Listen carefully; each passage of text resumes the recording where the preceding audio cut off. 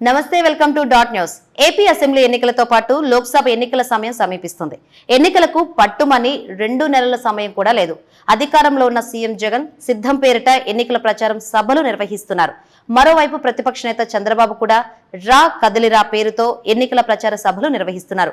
అటు వైసీపీ కానీ ఇటు టీడీపీ కానీ ఏపీలో సంస్థాగతంగా బలంగా ఉన్న పార్టీలు. అయినప్పటికీ ఆ 2 పార్టీలు జనంలోకి బలంగా వెళ్తున్నాయి. కానీ సంస్థాగతంగా ఎటువంటి నిర్మాణం లేని జనసేన మాత్రం ఇప్పటిదాకా జనంలోకి వెళ్లలేదు.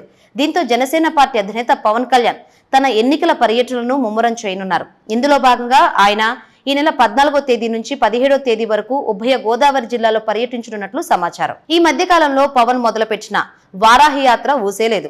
ఎన్నికల ప్రచారం కోసం పవన్ కళ్యాణ్ కోట్లు ఖర్చు పెట్టి వారాహి రథాన్ని సిద్ధం చేసి కూడా దానిని బయటకు తీయడం లేదు. వారాహి వాహనం బయటకు వచ్చేది ఇంకెప్పుడు అంటూ పార్టీ శ్రేణులే అసహనం వ్యక్తం చేస్తున్న పరిస్థితి ఉంది. ఈ పరిస్థితుల నేపథ్యంలో ఇప్పుడు జనం మధ్యకు వచ్చేందుకు ఎట్టకేలకు పవన్ కళ్యాణ్ సిద్ధమయ్యారు. 14వ తేదీ నుంచి ఉభయ గోదావరి జిల్లాలో పర్యటించాలని నిర్ణయించుకున్నారు.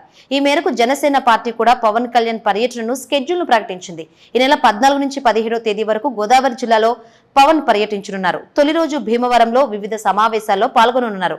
మిగిలిన 2 రోజుల్లో అమలాపురం, కాకినాడ, రాజమండ్రిలో పవన్ పర్యటించనున్నారు. పవన్ కళ్యాణ్ తన పర్యటనలో భాగంగా ప్రచార సభలు నిర్వహించడం లేదు. కేవలం పార్టీ ముఖ్య నాయకులు, స్థానిక ప్రభావశీలురు, ముఖ్యులతో భేటీ కానున్నారు. ఈ క్రమంలో టీడీపీ నేతలతోనూ ఆయన భేటీ కానున్నారు. మరోవైపు జనసేనాని పవన్ కళ్యాణ్ సోమవారం లేదా మంగళవారం ఢిల్లీకి వెళ్లే అవకాశం ఉంది.